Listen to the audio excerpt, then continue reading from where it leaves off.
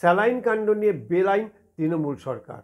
ফলতা থেকে অভিষেক বন্দ্যোপাধ্যায় সরাসরি সাংবাদিকদের প্রশ্নে জানিয়েছেন, কাউকে ফাঁসানোর জন্য যদি আগে থেকেই তাকে দোষী সাব্যস্ত করে দেওয়া হয় তাহলে আর তদন্তের কী দরকার।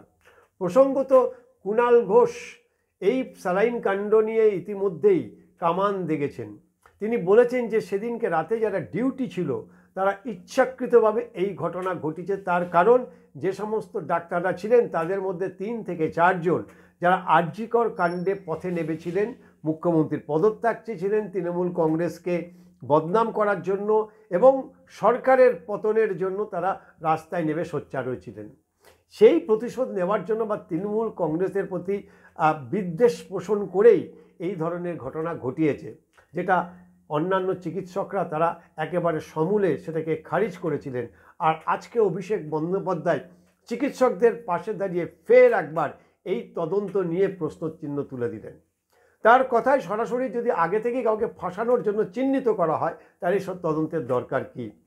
কুণাল ঘোষের যে বক্তব্য, সে বক্তব্যকে কিছুটা হলেও সমর্থন করেছিল নবান্ন থেকে চিফ সেক্রেটারি এবং স্বাস্থ্য সচিব দুজনেই ঠিক প্রায় একই ধরনের মত পোষণ করেছিল যে কোনো ডাক্তারদের হয়তো কোনো উদ্দেশ্য ছিল, সেই কারণে এই স্যালাইন কাণ্ড ঘটিয়ে তৃণমূল সরকারকে বদনাম করেছেন। একজন পেশেন্ট ইতিমধ্যে মারা গেছে এবং আরও কয়েকজন মৃত্যুর সঙ্গে পাঞ্জা লড়ছে।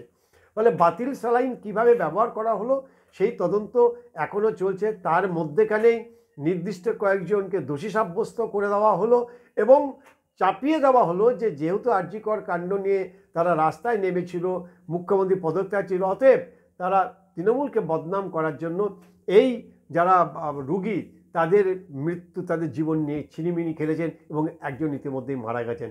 আর ঠিক এখান থেকেই অভিষেক বন্দ্যোপাধ্যায় প্রশ্ন তুলেছেন যে তদন্তের আগেই কিভাবে কয়েকজনকে দোষী সাব্যস্ত করে দেওয়া হয় এবং তাদেরকে চিহ্নিত করা হয়, তাহলে এই তদন্তের দরকারটা কি।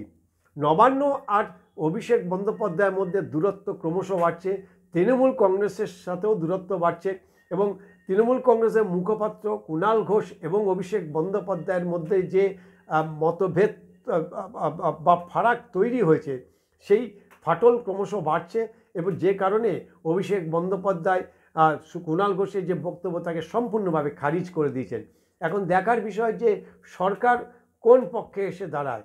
স্বয়ং মুখ্যমন্ত্রী এখন এই বিষয়ে কোনো মুখ খোলেননি, কিন্তু সত্যিই কি এই যে যারা ডাক্তার তাদেরকে আগে থেকেই দোষী সাব্যস্ত করে এই তদন্ত করা উচিত? আপনারা কি বলেন? আমরা সেদিকে তাকিয়ে আছি। তবে একের পর এক ঘটনায় যেভাবে তৃণমূল কংগ্রেসের সঙ্গে অভিষেক বন্দ্যোপাধ্যায়ের দূরত্ব তৈরি হচ্ছে, আগামী দিন যেটা আমরা বারবার করে বলার চেষ্টা করেছি যে অভিষেক বন্দ্যোপাধ্যায় নতুন কোনো দল গঠন তৈরি করার পথে হাঁটছেন, অনেক প্রশ্নের জবাব আমরা পাবো 2026 বিধানসভার আগে। তবে তৃণমূল কংগ্রেসের অন্তর্দ্বন্দ্ব যেভাবে ক্রমশ প্রকাশ্যে আসছে সেটা কিন্তু এই দলের পক্ষে খুব একটা ভালো হচ্ছে না বলেই মনে করছেন অনেক রাজনৈতিক বিশেষজ্ঞ এবং তৃণমূল কংগ্রেসের পোড় খাওয়া যারা রাজনীতিবিদ তারা।